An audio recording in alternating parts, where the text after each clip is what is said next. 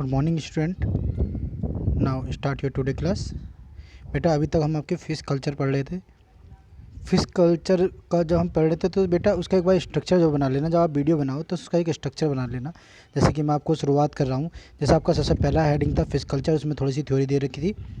फिर आपका आता है एम ऑफ फिश कल्चर कि उसके एम क्या है। फिर आता है क्वालिटी ऑफ कल्चरेबल फिशेज कि उसकी क्वालिटीज़ क्या हैं जो फिश हम कल्चर कर रहे हैं। फिर आता है फैक्टर अफेक्टिंग फिश कल्चर। ठीक है बेटा, चलिए इसके बाद आपका आता है जैसे उसको कौन कौन से कारण प्रभावित कर रहे हैं, जैसे कि लाइटिंग हो गई, फ्लडिंग हो गई, या फिर आपका लाइटिंग फ्लडिंग के अलावा टेम्परेचर हो गया है। ठीक है, इस तरह की चीज़ें उसको अफेक्ट करती हैं। फिर क्या है फिश कल्चर प्रोग्राम कि अब इसकी प्रोसेस कैसे कैसे होती है। तो बेटा इसमें 4 चीज़ें कॉमन होती हैं। नंबर 1 ब्रीडिंग पॉन्ड, सबसे पहला हेडिंग जो आता है। फिर ब्रीडिंग पॉन्ड कि उसमें ब्रीड कैसे कराया जाए, स्पर्म और ओवा का आपस में फ्यूजिंग कैसे करा जाए, वो ब्रीडिंग पॉन्ड के दौरान होता है, चाहे वो नेचुरली हो या आर्टिफिशियली हो। ठीक, फिर आता है फिश सीड। ठीक है, फिश सीड मतलब जहाँ पर ये स्पर्म और ओवा आपस में मिलकर जायगोट बन गए, अब ये फिश सीड कहला रहा है। ठीक है, अब है हैचिंग पिट जहाँ पर वो जायगोट हैचिंग होकर लार्वा में कन्वर्ट होगा।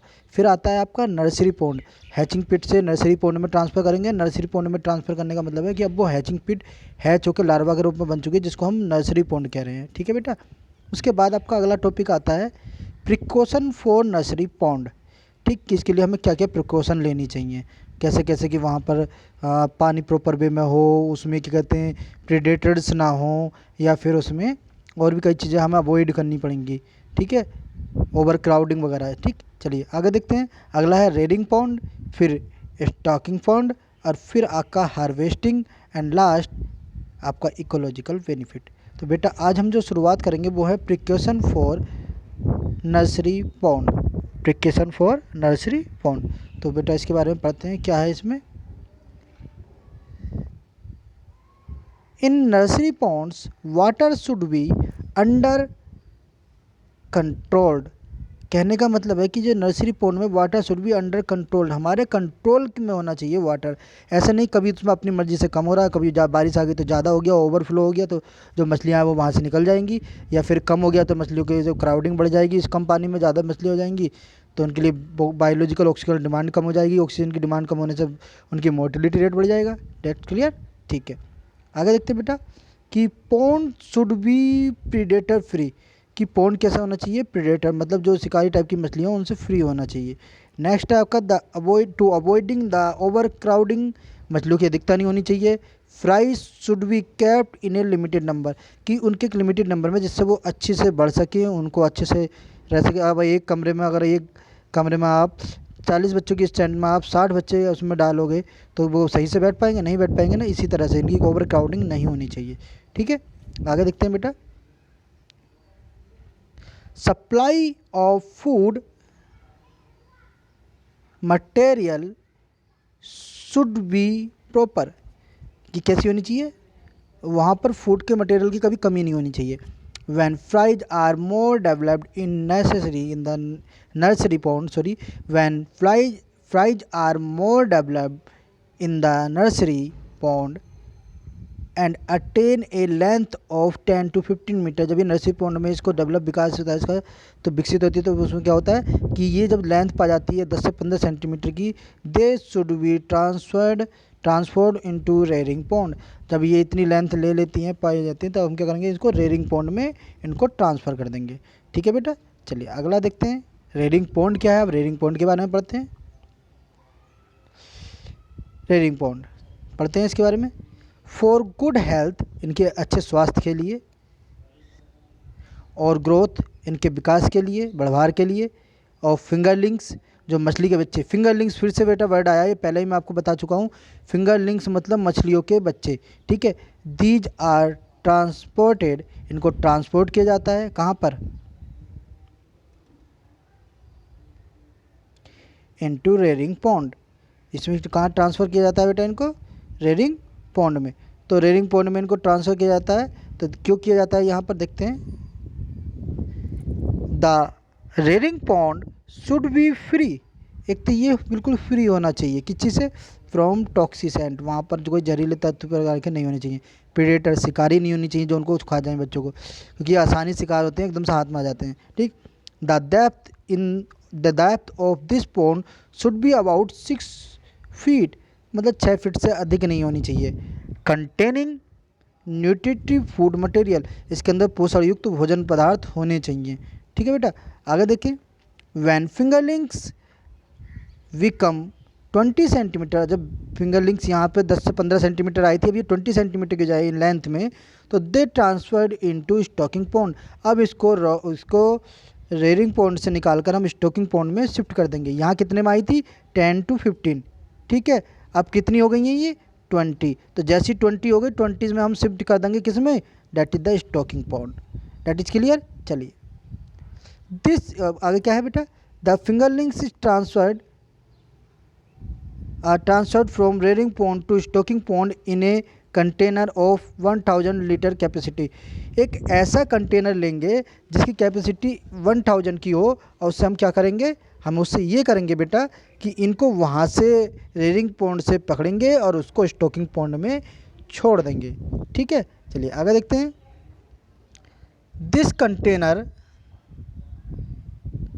Is internally line with foam to avoid physically injury. अंदर से अगर वो बाहर से स्टील मेटल का बना हुआ है या मेटल का बना हुआ है, तो हम अंदर से उसको फोम से कवर कर देंगे जिससे मछलियों को इंजरी ना हो। ठीक है, physically injury. Taking all precaution, fingerlings are transferred to stocking pond. हम वो सारी प्रिकॉशन लेंगे जिससे कि वो मछलियाँ जो फिंगरलिंग्स है, मछलियों के बच्चे हैं, उनको किसी तरह की भी हार्म्स ना पहुँचे। कहने का मतलब ये नहीं कि हम सिर्फ उसको अंदर से फोम लगा दिया हमारा काम हो गया। हम उसमें ये भी करेंगे कि जो डेड मछलियाँ वगैरह वगैरह उनको भी निकाल कर बाहर फेंक देंगे, जिससे स्टॉकिंग पॉन्ड में किसी तरह की आगे हार्म ना पहुँचे। ठीक है, चलिए आगे देखें। स्टॉकिंग पॉन्ड क्या है? स्टॉकिंग पॉन्ड बेटा, जिसमें हम स्टॉक मतलब जैसी किसी चीज़ को हम जमा करते हैं उसका मतलब स्टॉकिंग से है। तो ऐसा पॉन्ड जिसमें हम मछलियों को रखते हैं। ठीक। The stocking pond should be clean, साफ़ होना चाहिए, फ्रॉम वीड्स, खरपतवार से, एंड प्रेडेटरी फिशेज, और किससे? जो कि आपकी शिकारी मछलियां हैं। ठीक, चलिए आगे देखते हैं।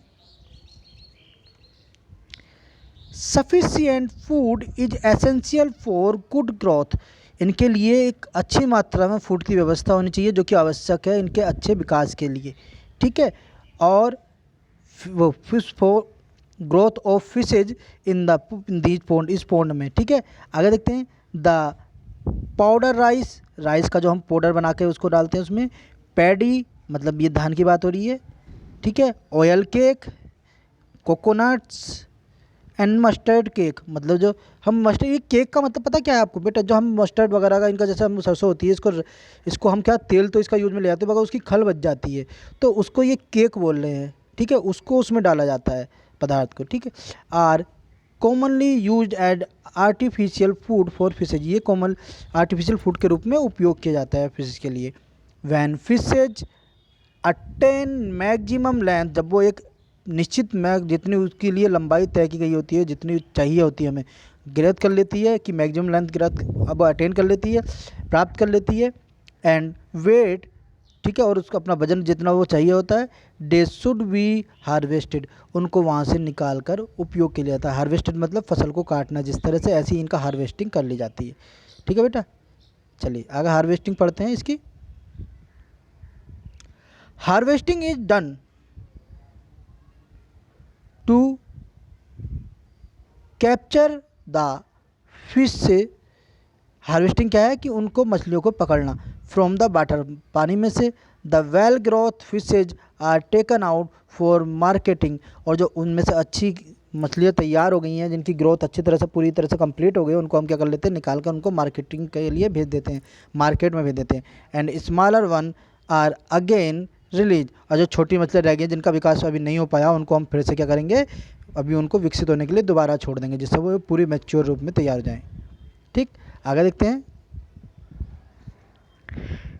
इनटू स्टॉकिंग पॉन्ड, उनको वापस उसी स्टॉकिंग पॉन्ड में छोड़ देते हैं, फॉर देयर ग्रोथ, उनको प्रॉपर ग्रोथ में आने के लिए।